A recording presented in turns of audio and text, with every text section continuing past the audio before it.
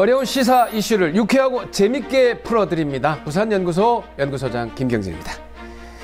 자, 요즘 챗 GPT, 이게 챗봇이라고 하는데 챗 GPT 열풍입니다. 여기저기서 와 대단하더라 뭐 난리가 났는데 우리 차 교수님 그 한번 체험을 해보셨습니까? 저는 체험을 거부하고 있습니다. 두려웠어요? 예, 두려웠어요. 왜냐하면 제 직업의 어떤 안정성도 굉장히 떨어질 것 같고 챗 GPT 그분이 언젠가는 제 직업을 한번 넘나들면서 침략을 해 들어오지 않을까. 왜냐하면 너무 전문적인 내용을 아주 그럴듯하게 다 보내니까 처음에 이 챗 GPT가 나왔을 때, 그러니까 인공지능이 나왔을 때는 단순 노동, 그러니까 노무직을 대체할 것이라고 했는데 요번에 나온 챗 GPT 때문에 전문직을 대체할 것이다. 이게 사실은 오늘 주제는 아니지만 첨언을 하면 지금 현재 사용하는 거는 슈퍼컴퓨터 아닙니까? 예. 우리가 지금 현재 한참 연구하는 양자 컴퓨터가 있거든요. 그렇게 되면? 예, 슈퍼컴퓨터가 약 1000년 정도 걸리는 거를 양자 컴퓨터는 그야말로 몇십 초 만에 해결한다라고 얘기를 하는데 만약에 양자 컴퓨터 베이스의 챗 GPT가 나온다 이렇게 되면은 그거는 참 상상을 할 수가 없는 위험하죠. 그런 정도까지 가면 정말 우리가 SF 영화에서 보던 그런 미래, 그러니까 뭐 그런 로봇과 그다음 AI가 결합된 방식으로 로봇이 인간 세계를 지배하는 뭐 그런 것들도 저는 충분히 현실화될 수 있는 영역입니다. 불가능하다고 보지 않습니다. 그러니까 처음 나왔을 때 이 아이를 잘 가르쳐야 됩니다. 우리 인간을 잘 이롭게 해줄 수 있게 홍익 인간부터 가르쳐야 됩니다. 자, 그리고 이 AI가 아무리 발달을 해도 시사를 보는 눈을 키워드릴 수는 없습니다. 시사를 보는 눈을 키우는 건 오로지 부산연구소입니다. 챗봇이 지금 착각하고 계신 거라고 아마 비웃고 있을 거예요. 아닙니다. 부산연구소 끝까지 가야 됩니다. 자, 그런 의미에서 오늘 부산연구소의 첫 번째 주제 열어보겠습니다. 얼마 전에 이제 정상회담을 하고 12년 만에 정상회담이었지 않습니까? 거기에 보면 이제 수출 규제를 이제 4년 만에 푼다. 그리고 WTO 제소를 우리는 취하한다. 그리고 미래 파트너십 기금을 또 조성한다. 뭐 이런 것들을 성과로 내놓고 있거든요. 어떻습니까? 성과가 어디 있어요, 그게? 성과 아닙니까?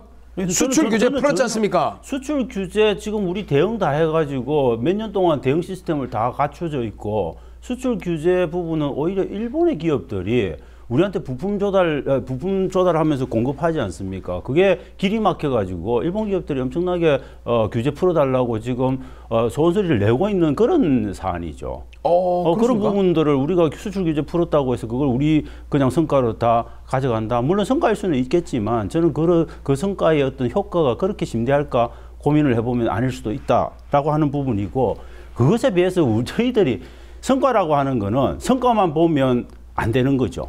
우리가 가성비를 따질 때는 내가 지불한 비용과 그 혜택, 받은 혜택 이걸 동시에 비교해야 되는데 저희들이 일본에 준 것에 비하면 저는 받은 거는 거의 없다. 너무 작다. 그런데 수출 규제는 풀었지만 화이트리스트는 아직도 검토해 보겠다고 하는 그런 수준이지 않습니까? 뭐 이런 것들을 갖고 저는 성과라고 이야기하는 건 좀 침소봉대하는 측면이 있다 그렇게 봅니다.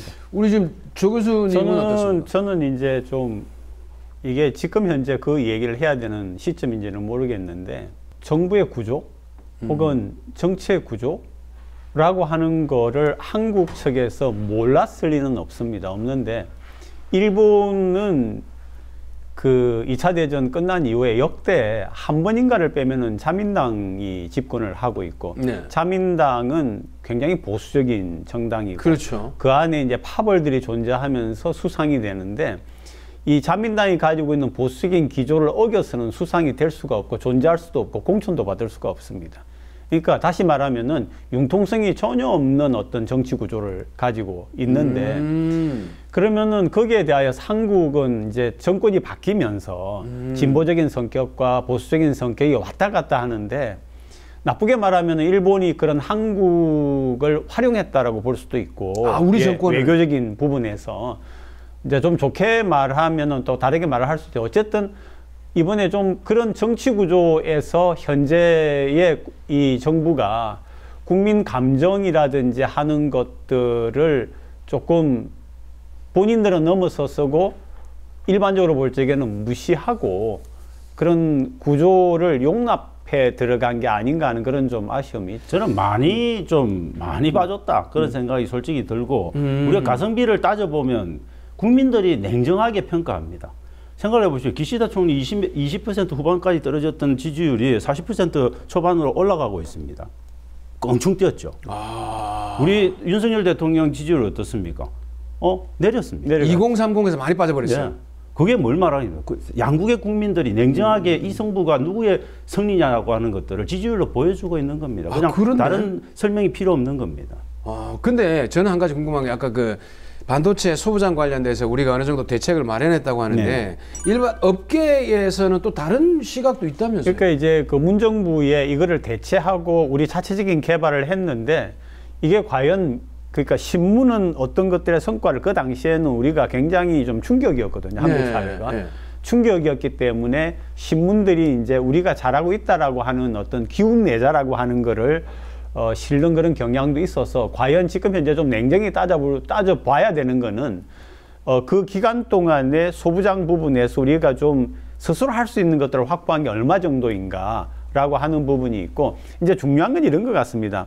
일방적으로 누가 손해를 본 구조는 아니고요. 소부장 때문에 한국도 손해를 받고 일본도 당연히 손해를 받고 이걸 갖다가 이제 좀 원상적으로 끌고 가자라고 하는 건데 그런 과정에서 아무리 일본 정부가 그런 어떤 고착적인 부분을 가지고 있어서 결국은 우리 쪽에서 손을 내밀 수밖에 없었다라고 해도 그거를 우리가 이해하기에는 국민 감정이 우리가 가지고 있는 정서가 참 받아들이기 어려운 거죠. 너무 많이 줬네. 그러면 저는 근데 소부장 기업들 중에는 일부 일본의 수출 규제 때문에 피해를 받은 기업들도 있고 지금도 피해를 받는 기업들이 있을 겁니다. 그런데 소부장 산업의 핵심은 반도체 산업과 관련된 부분이 있는 겁니다. 그런데 반도체 산업은 사실 삼성과 하이닉스가 세계 거의 점유율이 엄청 높지 않습니까? 네. 그럼 거기에다가 부품을 공급하고 싶어 하는 거는 일본 기업이어야 되는 거죠. 누가 더 답답하겠습니까? 우리가 더 답답하겠습니까? 일본 기업이 더 답답하겠습니까? 이런 부분에 대한 시간과의 싸움들이 좀 필요한 거고 우리 삼성 같은 경우는 지금 반도체 경기가 안 좋습니다. 그 안에 지금 엄청 40몇 주에 가까운 제가 기억하기로는 40몇 주에 가까운 그런 재고가 쌓여 있습니다. 네, 10개월치. 맞아요. 네, 10개월치가. 그런 것들이 쌓여 있는 이 지금 반도체 경기가 어떻게 갈지 알 수 없는 상황에서 우리가 그 영향을 굳이 왜 손을 들고 항복해야 되나 이런 저는 좀 생각을 할 필요가 있는 거죠. 시기 조절도 필요했고 그래서 우리가 정말 서둘러서 수출 규제 하나 풀기 위해서 서둘러서 할 문제는 아니었다. 그래서 그런 것들을 갖고 수출 규제 풀었기 때문에 성과다라고 이야기하는 거는 저는 어불성설이다. 오히려 그냥 솔직하게 말씀하시라는 거죠. 미국이 우리한테 너무 못 살게 군다. 그래서 어쩔 수 없어 우리는 일본하고 손을 잡아야 되겠다. 그렇지 않고는 미국과의 관계 개선이 쉽지 않다. 그냥 그렇게 냉정하게 말씀하시는 게 더 낫다는 거죠. 이런저런 변명을 대실 필요는 없다는 겁니다. 처음부터 이게 이제 어떤 그 기술적으로 볼 때에 우리가 이 자리에서도 몇 번 언급이 됐습니다. 사실은 청와대의 국가안보실이라는 언급이 됐는데 처음부터 이제 윤 정부가 출범하면서 한일 관계를 개선해야 된다라고 얘기를 시작한 게 일본 쪽에서 볼 때는 지렛대를 가지게 된 측면이 있죠. 네. 맞네. 그게 아니라 이제, 그러니까, 그래? 그럼 기다려보지 뭐 이렇게 된 측면이 있고 또 이제 거기에 들어가 있는 그 참모의 구조 중에서 소위 일본의 입장을 굉장히 이해하려고 하는 그런 부분이 있으니까 아마 일본으로서는 좀 더 호기라고 좋은 기회라고 생각을 한 부분이 있어요. 그런 것들이 결국 외교적으로 밀고 땡기는 입장에서 볼 적에는 이미 한국은 조금 한 수 접힌 측면이 있는 거예요. 근데 지금 보면은 우리가 받은 건 이제 수출 규제가 풀렸다 이 정도 얘기를 하는데 준거를 보니까 굉장히 큽니다. 강제징용 피해자 문제를 제3자 변제로 해결을 했다. 요 대책을 가지고 들고 갔더니 우리는 강제징용이라고 얘기를 하는데 거기에서는 한국 구한반도 출신 노동자라고 얘기를 한단 말이죠. 근데 이게 이제 크게 말하면 국가 구조에 있어서 이게 굉장히 큰 문제가 생겼던 게 아무리 대통령이라도 대법원의 판결 상황을 엎었다라고 하는 거거든요. 물론 정치라고 하는 것이 법률을 정하기는 합니다. 국회에서 법률을 정하는 거니까. 네네. 그런데 이게 항상 균형을 가지고 있는 거지 대통령이라고 해가지고 소위 사법기관에 그러니까 3부 중에서 한 부서에서 최종적인 최고기관에서 내린 결정을 완전히 무시하듯이 하는 것 자체가 이게 과연 맞는 건가 하는 그런 생각도 이제 들기는 하죠. 저는 한반도 출신 노동자 문제 이건 심각한 표현인 겁니다. 그것도 그게 기시다 총리라고 하는 일본을 대표하는 총리가 정치 지도자가 공식적인 회견문에다가 그걸 적시했는데 한국 정부가 어떤 반응도 안 하고 있는 게 심각한 문제인 겁니다. 항의를 안 해요. 왜냐하면 강제징용이라고 하는 것은 불법적으로 노동력을 착취했다는 명백한 범죄 사실을 적시하는 단어입니다. 맞아요. 그런데 그걸 인정하지 않기 때문에 그걸 단순하게 계약 관계에 의한 노동자와 사용자의 관계로 치환시켜 놓은 거 아닙니까? 그러니까 그거는 저는 기본적으로 우리 식민 지배에 어떤 불법성도 없었다라고 하는 것들을 한국 정부가 인정했다. 요 선언하고 똑같은 겁니다. 그다음에 그게 우리가 70년간 한 번도 이걸 인정한 적이 없는 거죠. 그렇죠. 우리 정부는 한 번도 그걸 공식적으로 그럼요. 인정한 적이 없어요. 그리고 이제 시청자분들이 이제 꼭 아셔야 되는 부분이 흔히 이제 그 한쪽에서 이야기하는 게 한일 청구권에 와여서 모든 배상이 되었다라고 하는데 전쟁을 일으킨 나라와 피해를 본 나라가 있으면은 국가와 정부 차원에서의 협정은 됩니다. 근데 그게 어떤 기업이 개인을 불법적으로 고용하거나 아니면 강제로 고용하는 개인적인 문제는 그게 포함되질 않거든요. 근데 이제 일본 측에서는 그 일본의 그 기업이 한국의 노동자를 한 것도 포함이 됐다라고 하는데 우리가 이제 우리 그 두 분이 시작을 했고 지금 4분이 남아 있는가 그렇거든요. 지금 이 문제를 제기하고 있는 분이 그분들에 대해서 우리 대법원이 내린 판결은 그래 맞다. 개인적인 거다 이거는. 그렇죠. 기업과 개인적인 거다라고 해가지고 그런 판결을 내린 건데 네. 지금 현재 나온 이런 그 행보를 보면은 결국은 청구권에 포함되었음을 인정하는 이런 것들이 굉장히 모순적인 거죠. 그러니까 이게 이걸 정리를 해보면 예전에 이제 박정희 대통령이 3억 불을 받아온 그게 국가 대 국가로서 그렇죠. 손해배상을 해준 거다라고 우리는 판단하고 뒤에 결론도 그렇게 났습니다. 네, 그래서 그렇죠. 개인적인 청구권은 그 뒤에 누가 제기해도 상관없다라고 어느 정도 인식이 돼 있는 상태인데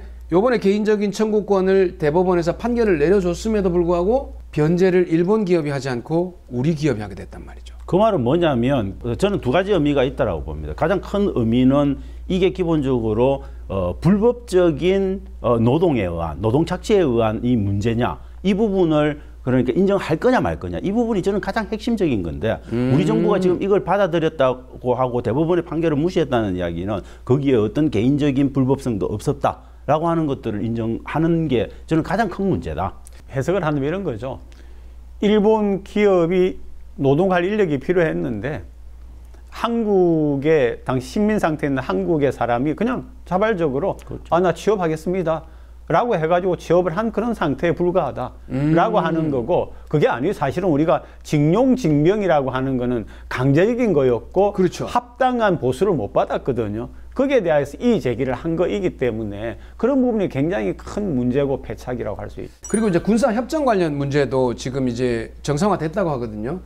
가고 있는 네. 아직은 가고 있는 중입니다. 그래서 여기에 대해서도 이제 정부의 입장을 좀 일단 얘기를 드리면 네.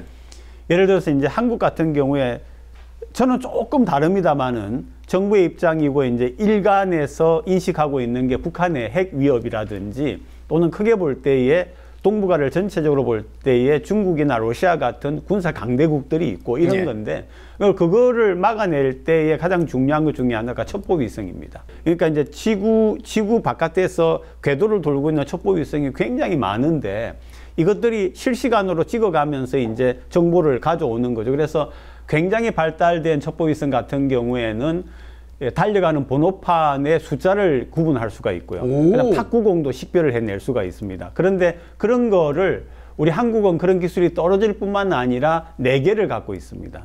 현재. 그런데 일본은 현재 40개를 갖고 있고요. 올해 안으로 60개를 띄웁니다. 미국은 뭐 말할 것도 없고. 근데 그런 측면에서 이것들을 이 첩보위성이 3국의 첩보위성, 특히 한일의 첩보위성이 모으면은 훨씬 서로에게 좋은 사실은 일본의 말로는 한국에 유리한 그런 정보가 제공이 된다. 이제 그런 얘기가 지금의 배경 속에 있는 거예요. 왜냐하면 그 위성이 아무리 40개, 60개, 100개가 많더라도 가장 지근거리에서 그러니까 북한이 북한에. 쏘는 미사일을 포착해낼 수 있는 거는 그건 한국이 가진 능력밖에 없는 겁니다. 일본은 그걸 못 가지고 있고 미국도 그걸 미국은 이제 주한미군이 있으니까 뭐 가능할 수도 있겠지만 그게 일본이 갖고 싶은 굉장히 중요한 군사 정보에 해당되는 거고 그걸 우리는 이제 마음대로 공유하자는 이야기인 겁니다. 거기에다가 전쟁을 수행하려면 군비라든지 여러 가지 물자라든지 이런 것들이 있지 않습니까? 네네. 그런 것들도 충분히 교류할 수 있게 터놓은 거고 여기서부터 한 발짝 더 나아가서 만약에 한미일 군사협정 체제가 되게 강화된다면은 군사적인 협조까지도 가는 거죠. 그 수준까지도 만약에 저는 갈 거라고 보는데 그렇게 되면은 한미일 군사동맹에 거의 가까운 수준으로 이걸 만드는 겁니다. 그때는 일단 유사시에는 자위대가 한국에 그냥 들어올 수 있는 겁니다. 그리고 한국에 들어온 자위대는 한국군을 미군 다음으로 통제할 권한을 갖게 되는 거죠. 저는 그런 방식까지 갈 거고 그래서 아마 한국하고 미국이 군사 동맹 체제인데 팀 스피릿을 포함한 을지 훈련이라든지 이런 것들을 할 때 아마도 저는 조만간 일본의 무관이나 아니면 일본의 어떤 군사 관련 관계자들이 참관의 형태, 옥저버의 형태로 와서 보게 될 가능성이 높다. 일본 장교가? 예, 저는 그런 단계까지 가면 심각한 수준이다. 결국 그게는 한미일 군사 동맹 체제를 완전히 완고하게 만들겠다는 거고 그건 그 말은 뭐냐면 중국과 러시아와 하는 그 북방 동맹에 대해서 우리는 완벽하게 적으로 돌아서는 뭐 그런 선택을 한 거다. 저는 거기로 가는 과정에 지금 이 한일 관계의 어떤 변화들이 있는 거다. 이렇게 지금 해석을 해야 되지 않을까 싶습니다. 참고로 이제 저도 사실은 이거는 외교라고 하는 거는 약간 두루뭉술하게 가야 되거든요. 좋은 거는 좋은 거고 안 좋은 거는 안 좋은 거고 얘도 손잡고 쟤도 손잡고 해 있는 상태가 외교적인 상태란 말이에요. 그렇죠. 애매한 상태. 그래야 되는데 만약에 정말 한일이 이게 완전히 군사적으로 동맹 수준으로까지 가게 되면은 중국 관계가 큰일이 나죠. 그렇죠. 그렇게까지 갈 건가 하는 부분에서는 저는 좀 두고 보겠다는 입장입니다. 일단은 중요한 게 아까 우리 차 교수님도 말씀하셨습니다만은 양국의 여론이 지금 우리가 이렇게 맺어놨던 어떤 결과들이 그 중에서도 강제징용에 대한 이 3차 변제에 대해서 조사를 해봤더니 우리 국민의 55.9%가 굴욕적인 외교다. 이렇게 지금 판단을 합니다. 그러니까 아까 그러니까 징용 문제 할 때에 비슷한 얘기를 드렸는데 이게 위안부 부분은 원해서 간 게 아니라 그냥 우리 젊은 어린 여성들을 강제로 군에서 속여서 또는 속여서 데리고 가가지고 그 나쁜 짓을 시켰단 말이에요. 그러면 이거는 당연히 그 짓을 한 쪽에서 사과도 하고 배상도 하고 세상에 그거는 배상이 안 되는 거 아닙니까? 사실은 요즘에 인권의 이야기를 한다고 하면은 그렇죠. 아무리 전시 상황이라고 해도 근데 그거를 지금 이런 식으로 풀어버리니까 일본이 가진 근본적인 잘못은 사라지는 거죠. 그리고 사과를 받는 사실은 솔직히 말하면은 배상보다도 폴란드에 가가지고 독일의 총리가 무릎 꿇고 진심으로 사과하던 그 모습처럼 그런 사과는 앞으로 기대할 수가 없게 된 게 가장 큰 문제죠. 그 저는 회견 전문에 기시다 총리가 이야기한 것과 우리 대통령이 회견 전문에 밝힌 내용에 명백한 사과와 관련된 차이가 있다.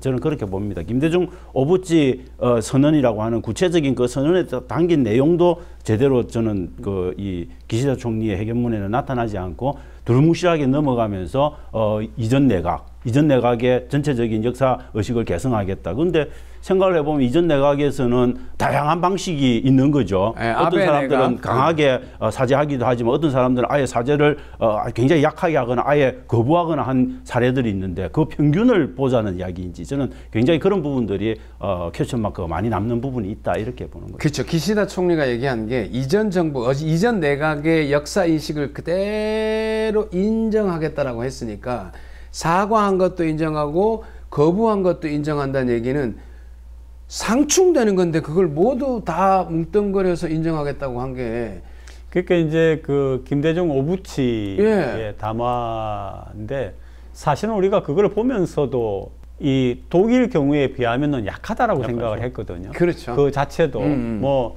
반성하고 사죄한다 뭐 이 단어 정도만 들어갔을 그렇죠. 통렬한 뿐이지. 반성과 통제란 반성 그게 이제 좀 의미가 있어요. 이렇게 역사를 보면은요 한일 정상회담이 노무현 대통령 때 4번, 그다음에 이제 이명박 대통령, 박근혜 전 대통령 때 각각 한 번씩 있었습니다. 있었는데 노무현 대통령 때 4번 있었던 이유가 뭐냐면은 고이즈미라고 하는 수상이었어요, 당시에는. 네, 고이즈미. 예, 그다음에는 후쿠다, 그다음에 아베 총리였는데 고이즈미라고 하는 분은 다른 수상들에 비하여 총리에 비하여서는 조금 융통성이 있는 듯 보였습니다. 네네. 그래가지고 한국에 와서 했던 게 서대문 형무소를 방문을 했거든요.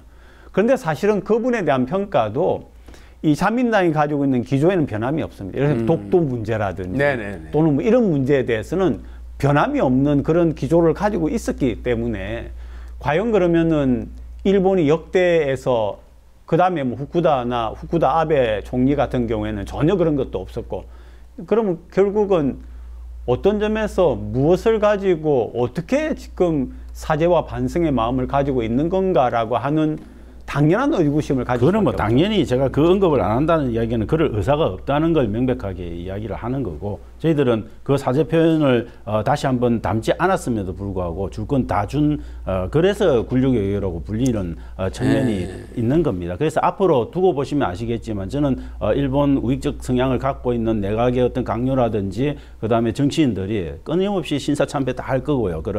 아마 그런 모습들이 계속 나올 거고, 독도 문제나 다른 문제들에 대해서 더 전향적으로 우리를 괴롭히는 발언들을 아마 더 심하게 해나갈 가능성이 많다. 그때 이제 윤석열 정부는 도대체 뭐 했냐라고 하는 엄청난 비판에 지금 계속 직면해 나갈 가능성이 있다. 자, 그리고 지금 이제 윤석열 대통령이 지금 일본을 방문을 해서 독특한 일정이 하나 있었어요. 게이오 대학에서 일본 대학생과 한국인 유학생들을 상대로 해서 강연을 했습니다. 사실 이게 우리 징용 피해자들을 설득하는 게 먼저인데 그분들을 설득하고 있으니까 좀 이상한 일정 아닙니까 이게?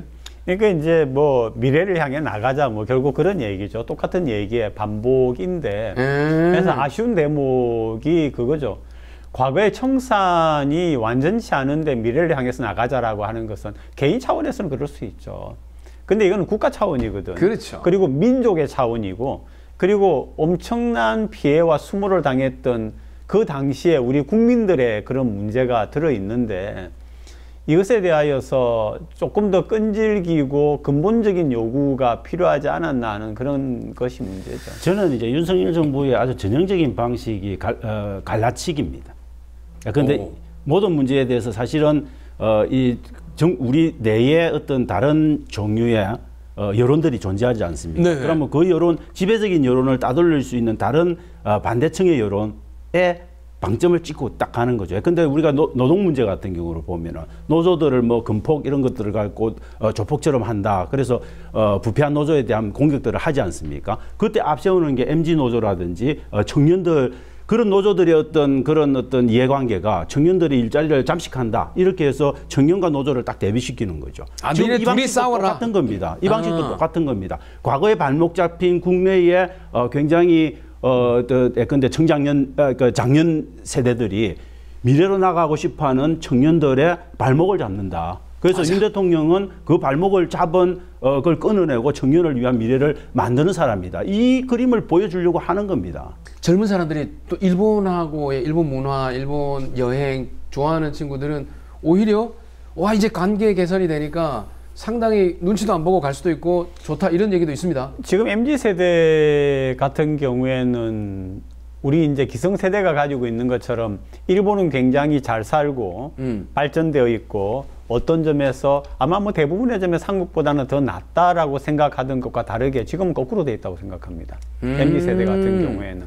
그러니까 한국이 문화뿐만 아니라 거의 모든 면에서 일본은 계속 그동안에 경제가 이렇게 후퇴가 되어 왔기 때문에, 근데 지금은 현재 한국의 경제 후퇴 속도가 더 빠르지 않습니까? 지금 오히려 일본은 지금 회복의 조짐도 있다라고 하는 그런 이야기도 있는데, 그래서 그럼에도 불구하고 그 어느 기간 동안 한 5년 정도의 기간 동안에 일본을 보는 상대적인 한국의 MZ세대의 그런 관점은 많이 바뀌어 있다라고 볼 수 있습니다. 그러네요. 사실은 그 옛날 우리 70대 넘으신 분들은 아직도 소니 TV가 최고인 줄 아는데 근데 지금 이제 세계적으로 봐서는 삼성, LG 브라운관들, 브라운관이라고 말하면 안 되겠는데 제품들이 훨씬 더 우수하다라는 거를 알고 살은 세대가 바로 MZ 세대니까. 근데 뭐 언론들이 어떻게 실을지 모르지만은 어쨌든 이제 내년 4월에 총선도 있고 네네. 4월 총선 같은 게 1년 남았다고 볼 수 있지 않습니까? 그렇죠, 이제. 이제 이 현 정부가 대일 외교를 이렇게 하면서 성과와 미래지향이라고 얘기를 하니까 거기에 대해서 어떤 게 과연 1년 동안 나타나느냐 하는 것들이 좀 저 같은 경우에는 주시를 하게 되죠.